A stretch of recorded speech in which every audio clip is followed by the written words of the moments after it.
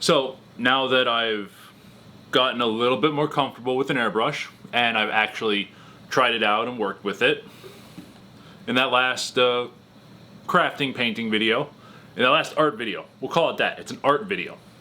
Go with that. Since we are doing hobby videos, this was an art video. Since I've gotten more comfortable with using that, now I'm actually going to use it on some minis.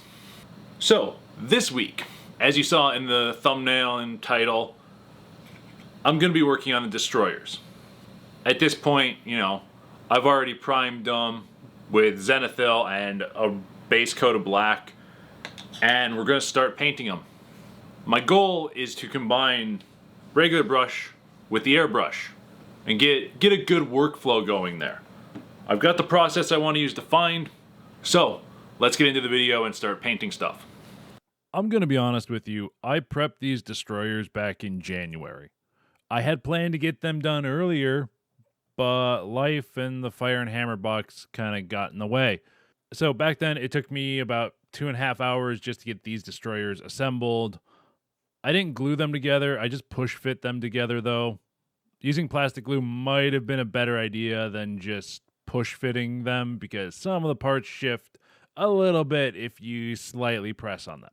So that's a note for next time. Use plastic glue, don't just push fit them because they might fall apart.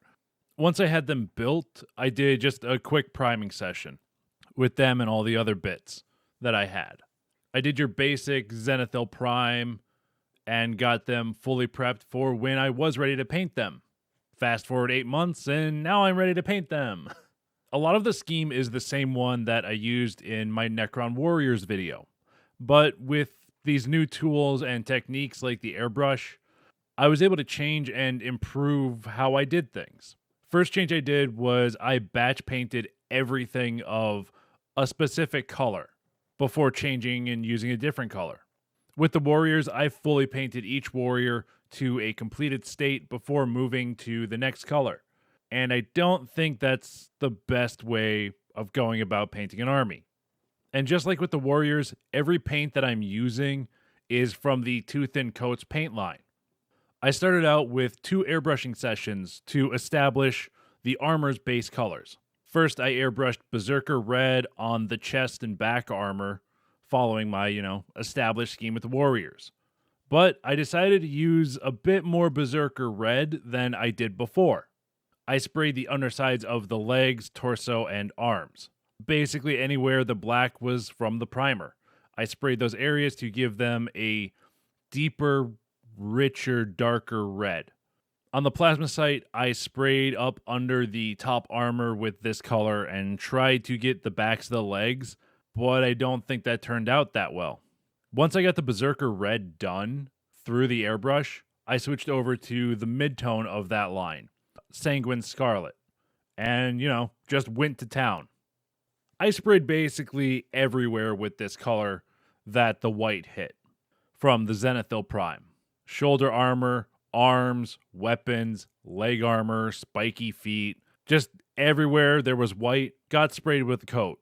Once I finished with the airbrush and got it all cleaned up, I grabbed a size 2 paintbrush and started working on the metal bits using Circote Silver.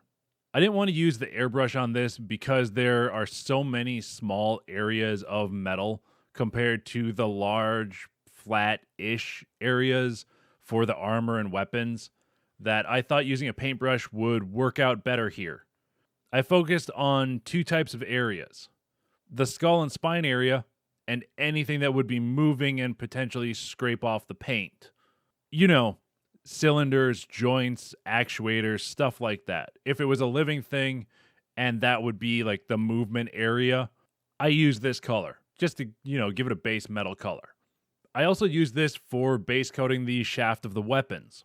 It's kind of my standard base color for these Necrons and their metal components. And when it came to the plasma site, I decided on a full base coat of silver for all the metal on it. I was going to go and do some in Sanguine Scarlet, but I decided against that. Like along the tail and along the neck, I thought about doing Sanguine Scarlet there for like every other one, but I decided against that. And with this, I have all of the base coating done for the 3 destroyer models, and the plasma sight. Now I'm going to move on to doing touch-ups. This step was mainly to fix my mistakes or things I missed while base coating, like the edges of the shoulder armor. Anywhere there was, bare plastic or bare primer still, that you could easily see. On each of the models, I made a few mistakes around the joints and exposed metal areas when painting on the silver. So those areas I just touched up with more Sanguine Scarlet. There are also some areas on the weapons that I was going to make silver, but I decided instead to make them red, so I painted them up as well at this time. And there were areas that I couldn't really reach with the airbrush, like the back of the weapon blades that were kind of by the shafts. So I painted them up during this step too. I basically just wanted to make sure at least like 99% of the models had paint on them at this time. I did try to kind of transition between Berserker Red and Sanguine Scarlet on the legs and arms so that it wouldn't be a straight cutoff line there. I think it worked all right, but since I wasn't doing wet blending, it's still kind of got a cutoff line. So that was a mistake, and I'm going to try and improve my blends at some point here. Probably not with this set of miniatures for all these Necrons, but at some point that'll be a skill I'm going to want to learn.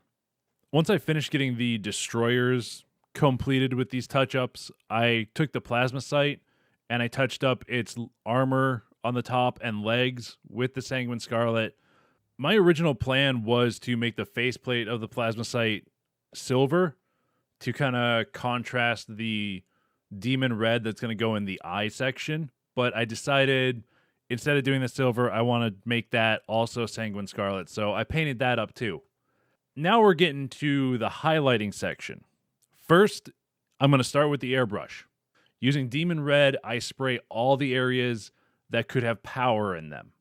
There's the domes on the legs and arms, the vents on the chest of the destroyers, and the eyes of the destroyers. I wanted to give each of these areas a feel like it's generating its own light from the area. So I oversprayed the area a little bit to give it that kind of slight glowing effect. It doesn't hit like the neon level glowing effects where you paint white and then you do a really bright light over it or bright color over it, but I think it worked well enough. I also tried to spray a little bit into areas across or in front of the power source to make it look like it is giving off like a little bit of a glow, giving off a little bit of a light there. I think it turned out all right, but I don't have the control I think I really need for more precise work with the airbrush. When it comes to the plasma sight, I focused my highlighting on the round eye on the front of the faceplate and the kind of domed areas on its sides. I sprayed those areas with Demon Red and let the overspray hit the metal around it for, that same kind of glowing effect. Once I finished with the plasma sight, I cleaned the airbrush and started to edge highlight and create some light volume areas on the models. I started with the shoulder armor. I used Demon Red for highlighting that, and I tried to follow the natural curve of the armor for this highlight area. Then for different places on like the armor and weapons that were facing the sky, I highlighted certain areas for those to make them stand out a little bit. Once I had the larger areas of highlights done, I started to do some edge highlighting. Most of this is along the legs and the weapon. I started with the tops of the spiky leg, feet, armor things. They're equivalent to feet, basically. I highlighted that edge and the tops of them, and then I decided to highlight the raised edge along the sides. I just thought it would look fairly interesting to do that, so yeah, I did it. Then I worked on the weapon again, but with edge highlighting this time, instead of doing like full highlight areas. Most of the stuff that got edge highlighted on the weapon was the back areas that were facing the sky. I wanted a difference between the cutting edge and the flat spine of the blade, so I left the spine area a darker red than the cutting edge. I didn't go for non-metallic metals because that is a technique that I don't quite understand yet, and I don't know how to do and have not practiced. Then for highlighting the plasma sight, I edge highlighted the legs and the top of the armor. I did do a little bit of touching up on the dome sides also. After that, I made a mess with the mithril blade paints. It just didn't want to come out, and I squeezed it a bit. It didn't pop out. I cleared the thing, and I squeezed it a little bit again, and it just shot out. Doesn't look that right when it's coming, does it? Sexual innuendo. Sorry. I'll get back to it now. Then I started to highlight all the metal that is facing the sky using the puddle of paint on the table. Thank God this table was made for things like that to happen. Highlighting the tops of the heads, the tops of the spines running down its back, and any other areas of metal that were facing the sky. You know, joints of the legs, exposed pistons on the legs, stuff like that. Just give that stuff like a little bit more of a shine. I also went in and basically edge highlighted or dry brushed the crest that's on the chest of all the destroyers with this paint. I also highlighted most of the top of the plasma sight with this same mithril blade. Just anything that's facing the sky on it, I got a little bit of mithril blade put on it. Now for the finishing touches. I grabbed the white star paint and put a drop of that onto my palette, combined it with demon red to make a lighter shade of it. Then I added that to areas that were supposed to be giving off that glowing effect, just to give it another kind of lighter value towards the center.